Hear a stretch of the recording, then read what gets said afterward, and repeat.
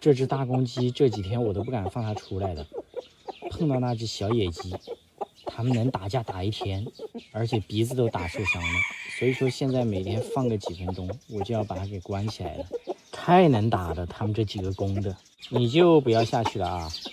這是前段時間我孵化出的菊花頭雞，本來有2只，讓果凍給咬死了一只，髮型是挺犀利的。完了，那一只小野雞不知道又從哪兒冒出來了，肯定又是過來打架的。關鍵他們2個誰都不服誰，只要見面了就死磕到底。或許它還沒有長開，我們也不急，奇蹟總會出現。我相信它會醜小鴨變成白天鵝。這家伙現在也是一個好戰分子，特愛打架。不過前段時間被隔壁的小老鼠给揍了一頓之後，現在好多了。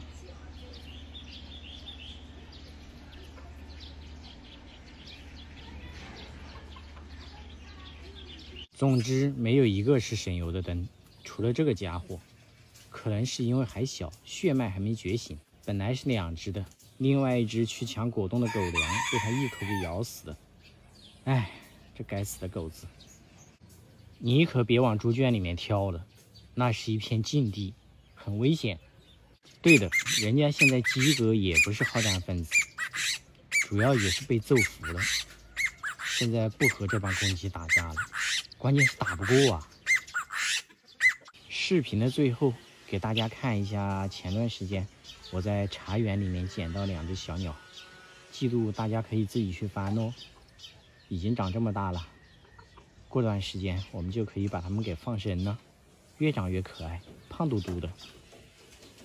趕緊把水倒掉了，看一下，還好還沒死。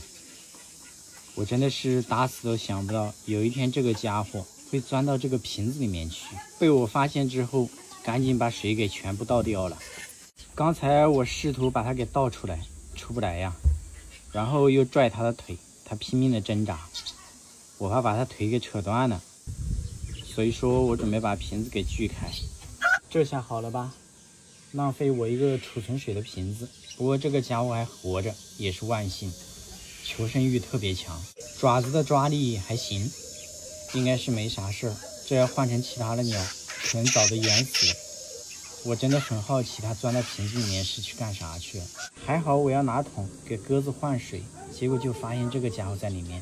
一開始我還想着肯定救不活了，趕緊把水給倒了，沒想到它還是活的。找個籠子先把它關起來，然後讓它羽毛晾乾。現在溫度特別高，不需要用吹風機給它吹。就這裡吧，可能半個小時羽毛就乾了。等一會兒我們再過來看一下，看起來問題不大。我之前不是給大家說我們這邊長期停水嗎？所以我買了很多桶裝水。這個桶用完之後，等有水的時候會儲存很多水，餵鳥啊、餵雞啊、餵鴨子啊都可以。結果就出了這事兒。要說別的鳥往裡面鑽，我還想得通，這玩意兒鑽進去幹嘛呀？而且我發現桶裡面還有一塊肉，我懷疑是不是他想把肉藏到桶裡面去，然後掉下去的。現在外面的溫度很高，在外面吹了半個小時的風，羽毛基本上已經乾了，不過狀態還是有一點點差。來試一下你現在的這種狀態，敢不敢動鴿子？其實平時它也不敢啊，血脈還沒有覺醒，不然的話早都把它放到山上去了。這一只鴿子就不能看到我，看到我之後不停地轉圈圈。來呀，攻擊伯勞啊！它不敢，有血脈壓制。給它整了一個麵包蟲，它直接飛到樹上去了，看起來是沒啥事兒啊。狀態沒有正常的時候好，不過相信過幾個小時就會恢復。已經沒啥事兒了，救回來了。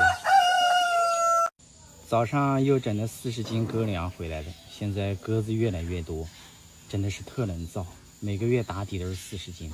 關鍵是送別人的幾隻鴿子全部都飛回來了，感覺以後送鴿子不能送得太近了，沒啥用，一下就飛回來了。有一隻送出去的鴿子飛回來之後，被我家另外一隻鴿子給欺負慘了，好幾次都掉到池塘裡面，被我救起來了，又掉下去了。這一隻太瘦了，所以老是被欺負，等一會兒把它關起來養一段時間。好難搞啊，送得近的它們飞回來，遠一點又運輸不了。最近的私信60%都是問我要鸽子的，好多地址都發過来了。這東西運輸不了，活物不能快遞，不然的話可能有100萬隻都是不夠送哦。其實我比較在意的是這2隻天天咬我的公鴿子。這一隻嘴巴比較短，咬人特別舒服，我每天都要讓它咬2口。這一隻也特別喜歡咬我，它嘴巴比較長，咬人相對來說痛一點，不過也還好吧。對的，這一隻母鴿子我也挺喜歡的，不過它不會主動攻擊我，都是我惹它之後它才會咬我，也特別有意思。這個家伙，你說你們幾個怎麼都喜歡攻擊我嘞？你們就不能互相咬一下嗎？來，放到一起，轉移矛盾，互相攻擊，不好使啊。他們看清楚是同類之後就不打了，然後還是喜歡打我。鴿子從上面咬我的手，腳下有鴨子咬我的腿。這幾天我發現這幾隻鴨子又開始喜歡咬人了，別說鴨子咬人是真痛啊。所以說呢，作為比較喜歡拱火的我，必須要給他們制造一點矛盾，讓他們互相攻擊，總要心裡找一點平衡，是不是？哎，幹得好，幹得好，鴿子你是好樣的，真沒用。這麼大的塊頭居然打不過一隻鴿子，落荒而逃啊！其實我主要是想看這玩意兒被揍，這家伙太彪悍了。家裡目前養的動物好像還沒有能打得過他的。這家伙偶爾能偷襲他一下，但是多數都是輸的。來，獎勵你咬我一口。好，差不多了。這家伙好像又下蛋了，現在已經發展到半個月繁殖一窩了。速度真的是恐怖如斯啊！我逗鴿子的時候，總感覺有水落在我頭上。抬頭一看，一只土話梅在這裡洗澡嘞。這上面有水嗎？還真有，這是以前餵魔術鴿的。這個水是真髒啊，這樣都能洗澡。本來還想給它拿個癢癢的，這家伙警惕性好高啊，一下就跑了。一般的鳥在洗完澡之後，羽毛打濕了，飞行能力會下降，所以它們的警惕性会变得特別高，這是它們的天性。現在羽毛乾了就下來了，看它的樣子好像不想讓我給它挠癢癢嘞。算了算了，你自己玩吧，再見。买2盒盒。我就过來給爺送點藥。這狗子聽到了，叫得撕心裂肺呀。走，過去看看。哎。才幾天不見，這個家伙住這裡來了嗎？這裡之前還上了一個狗子啊，那狗子去哪裡了？你這是取代了它的位置啊，但是那狗子在哪裡呢？這裡是雞，也沒有啊。等一會兒問一下，既然來了，就把這狗子放出來玩一下。上次有個兄弟說這狗子一直盯着我看，肯定我有一隻手拿的火腿腸。你們看一下，我的手是空的，什麼都沒拿，但是他一直盯着我。哎，去那個位置是什麼意思啊？這個操作我完全看不懂。我手上真的什麼食物都沒有，他就是喜歡盯着我。哦，那個地方有貓嘞。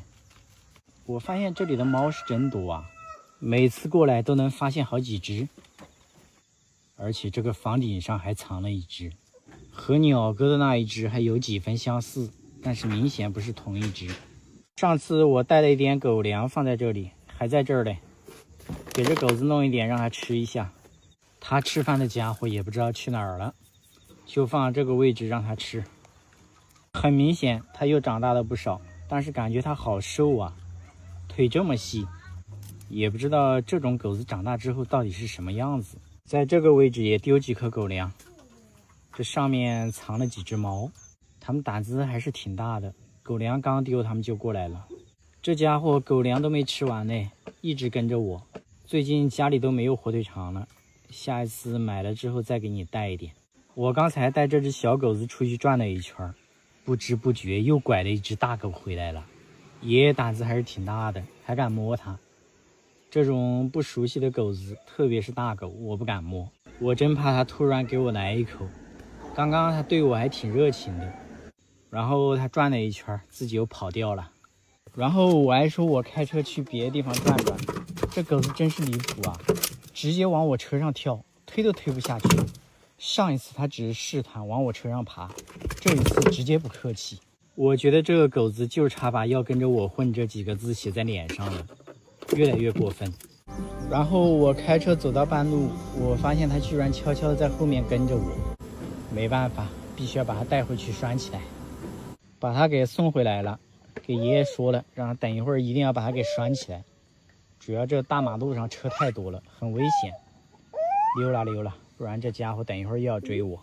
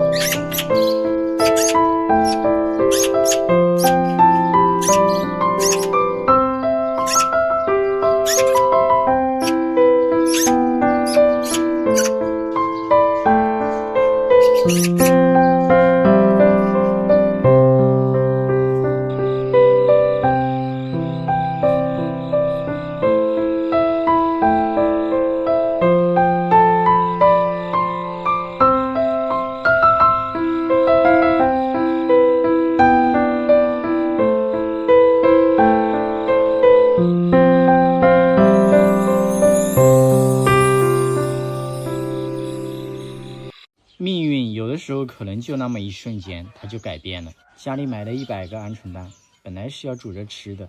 今天我看到鸡格的时候，突然想到了我以前養的鵪鶉，也很亲人。有一次忘記關笼门了，一只掉到池塘裡面淹死，還有一只不知所蹤。正好家裡買的有鵪鶉蛋，所以說孵化幾只玩一下。其實家裡最近還買了很多鸡蛋，但是就是沒有興趣孵化。隨機挑選了7顆蛋，我要孵化葫蘆娃7兄弟。也不知道这個蛋的受精率怎麼樣，反正孵化着先看咯。一般17天左右出殼，有4顆蛋受精，這已經是第17天了，基本上都在出殼了，比我預想的還要好。這一顆蛋被我剝了一下，影響不大。這種鵪鶉的話，一般不用去剝，只要是溫度、濕度達標的話，它們基本上都會自己出殼。這一顆也在自己啄殼，還有一個太黑了，看不到，不知道什麼情況。這個乾脆我手動給它輔助一下算了，反正馬上也要出殼了，剩下的就交給他們自己嘍。又是新的一天，我的葫蘆娃7兄弟這3只順利出殼了，蛋殼全部捏碎，然後給狗皮膏藥吃。被我輔助的那一只昨天就出殼了，另外一只昨天晚上出殼的，今天早上又出殼了一只，還有一顆蛋到現在沒動靜，我也懶得看了。有沒有覺得它們特別小，我都不敢放地上，估計一跑就沒了。剛剛放到地上試了一下，太活躍了，特別是這一只穿深色背帶褲的。安全起見，找一個小鳥吃食物的盒子給它們放着，然後我要試一下它們的躺手能力。刚有一只一躺到手上就直了，真的就这一只穿背带褲的非常与众不同啊，给它往手上一放，它就这個樣子了。換一只試一下，一點都不好使。最小的這一只我也試一下，這家伙也不願意這麼躺着啊，怎麼穿背帶褲的就這麼與眾不同呢？而且讓我想起了一位故人。來，我們再來玩一下。你們看他動作一氣呵成，還挺好看的。真有這麼神奇嗎？再試一下，就是這麼神奇。就這性格，以後必須要重點培養。來，見一下布丁，以後你們都是好朋友了。放在狗布丁的身上，你別拿屁股坐它啊，這一下就扁了。哎，這家伙你幹的啥事兒啊？算了，你還是躺在我手上吧，安全又有保障。我們家布丁最大的優點就是不會欺負任何一個小動物，換成其他的狗子，可能就會一口一個。走了，趕緊住保溫箱。前幾天下暴雨，我在池塘的這個角落撿到了一隻被淋濕的喜鵲，應該是掉到池塘裡面去的。就是這個家伙，我用吹風機給它吹乾以後，它居然問我要吃的，我才意識到這是我放生的喜鵲之一。掉到池塘的原因我不知道，慶幸的是沒有被淹死。今天是一個好天氣，而且它好像也沒什麼問題，能吃能喝的。這幾天都不知道吃了我多少條麵包蟲了，所以說就把它給放了吧。哎，往哪兒飛呀，你這小伙子？這是準備耐着不走是吧？居然上手了，好瘦啊，站在手上特別輕。飛走了。這幾天算是很照顧它了，吃了我不少麵包蟲，關鍵是它一點都不怕人。放生的那一只紅嘴藍雀也回來了，現在羽毛也換得差不多了，嘴巴都開始變紅了，挺好看的，就是很怕人，我一靠近它就飛走了。這個野化還是相當不錯的。你這家伙嘞，要向別人學習哦，也飛走了。本來我以為這一次放了之後我們會就此別過，沒想到剛剛我騎車從這裡路過，它居然飛到我頭上站着。更加離譜的是，它居然飛到家裡面來，看到了我放在盒子裡面的麵包蟲，試圖把它給偷走。這幾天我天天給它搞吃的，就是用這個盒子裝的麵包虫，它居然已經熟悉了。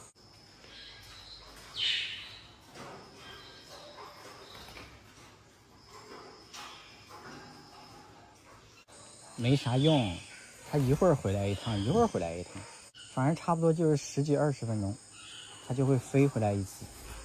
我在門口攔着都沒用，它是把這兒當自己的家了。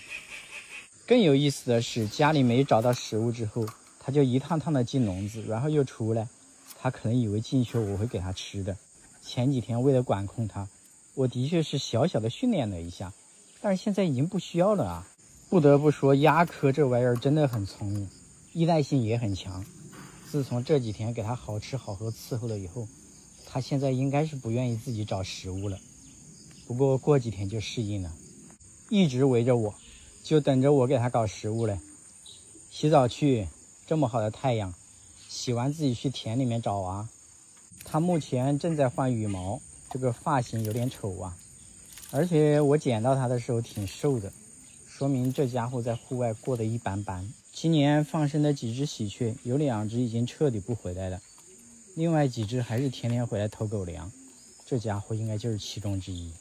洗完之後飛到這個房頂了，我剛看到上面有隻貓，趕緊搞點面包蟲給它叫下来，好歹人家也跟了我一路了，所以說給它搞點面包蟲不過分吧。吃飽之後自己去玩啊，不要往家裡飛了。我走了，估計短期以內這玩意儿是甩不掉了。這貨特聰明。來，今天整點西红柿吃一下。這2個家伙是我昨天去河邊抓螞蚱的時候，在別人玉米杆上，人家要砍了嘞，然後我趕緊把他們給救回來了。馬上我又要出去抓螞蚱了，順便帶你們看一下環境，還原一下事情的真相。主要是昨天我的手機在家裡面充電沒有帶，所以就沒拍到。出來之後我差點都不認識這個環境了。昨天這玉米杆還齐刷刷的長在地裡面，今天全部砍好了都綁起來了。昨天大概就在这個位置，然後我發現了，不然的話今天可能他们已經成實體了，找都找不到。其實這個季節玉米地裡面有很多白頭陂都在裡面繁殖，但是我對玉米杆過敏，所以說我不願意鑽，太深了。但是最近早晚我都會過來看看，如果沒有是最好的。我現在給你們看個東西啊，你們看一下，這玉米杆上很多枝條退下來的殼，據說這東西很貴，是真的嗎？旁邊的樹上也掛了很多，我隨手撿了幾個，就這麼多了。這玩意兒沒人撿嗎？緊接着我認真的撿了2分鐘，就滿滿一瓶。兄弟們，我是不是發財了？這裡面到處都是，我感覺這玩意兒應該不屬於我的財富，所以說我就不撿了，而且太熱了，找個地方躲一下。還是我家這個傻狗永遠對我不離不棄，這麼熱的天我一出來就跟過來了。我其實是不願意讓它跟着，這個季節戶外的蛇特別多，而且剛剛就在那個位置，玉米杆下面一個鳥窩被壓着，我還說去看一下，有一條蛇，就這個位置，看到沒？狗子還跑過去的，我趕緊走。蛇這個東西我還是有點小怕，趕緊把狗子帶到安全的地方，然後我們準備回去了。這麼多準備怎麼處理呀？好像對我來說也沒用，先帶回去吧。這狗子也不喜歡坐車，我是騎車出來的嘞。走走，回家去。這鳥是真跟我有仇啊！剛我看到它叼材料在這裡做窩，我就過來問了它一句：“你是誰？”結果它就開始咬我的腳，欺負我穿拖鞋啊！這家伙。為了緩和我們之間的關係，以防腳痛，搞點材料給它做窩，收買一下它。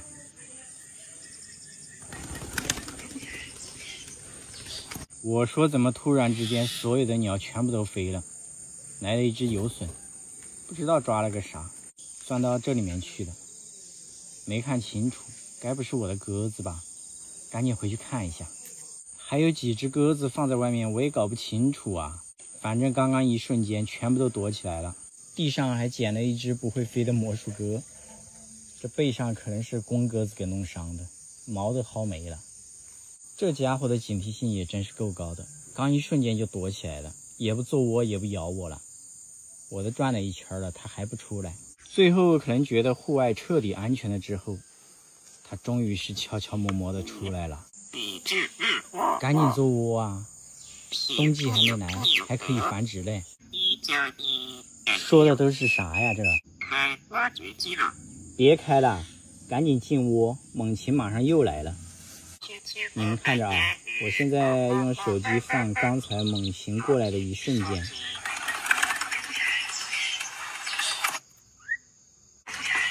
其實它可能都没看到猛禽，但是所有的鳥一瞬間全飞的，特別安靜。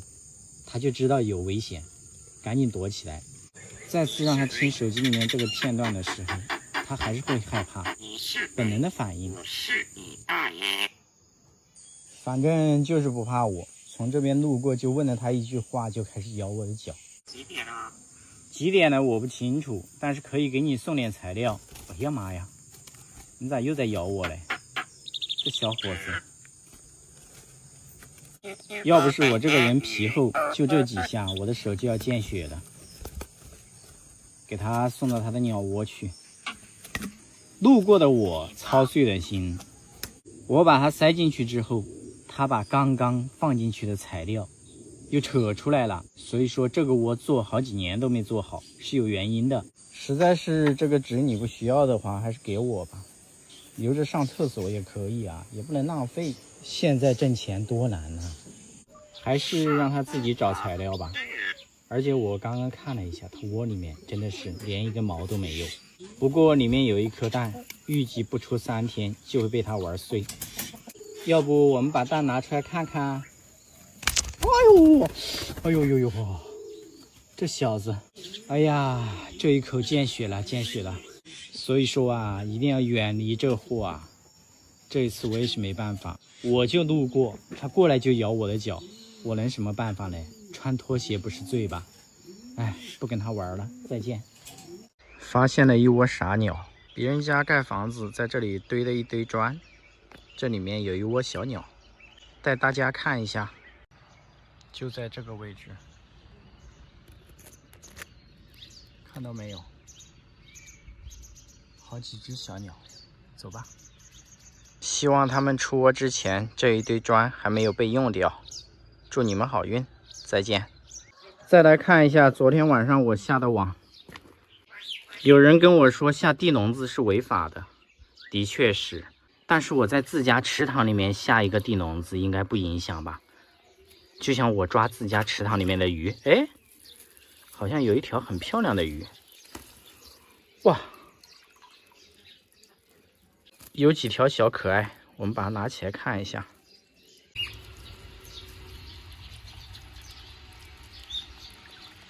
這麼漂亮的2條魚，怎麼鑽到我的網裡面去了？這幫魚都知道我不抓顏值高的，所以說放了吧，餵鳥，鳥也吃不了。去吧。哎，嘿嘿，還有這一幫漂亮的小螃皮，去吧。這一條怎麼不走啊？放生。剩下的這一幫魚對不住了，要成為喜鹊的早餐呢。才幾天不見，大家知道這3個家伙多大了嗎？來看一下，順便給他們餵早餐。3個大嘴怪，嘿嘿嘿，長得好快呀！現在羽毛都已經長齊了，給他們餵早餐。等一會兒再餵你，3號，誰先吃？就你了。第2條餵你，張嘴呀！第3條給誰吃？你這個鴨子怎麼這麼能搶？就給你吃吧。來，給你1條，一直在搶。好了，這是我的手。這個3號，哎呦，好像都吃飽了。來，給你吧。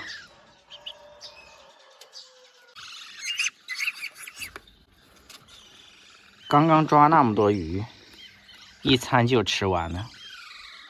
好像還沒吃飽，還在叫。等一會兒再吃啊！馬上給他們煮雞蛋。雞蛋已經煮好了，他們好像又餓了。看一下，哦，差點把我手都疼了。因為現在天氣太熱了，也沒給它餵水，所以飼料就拌得比較稀。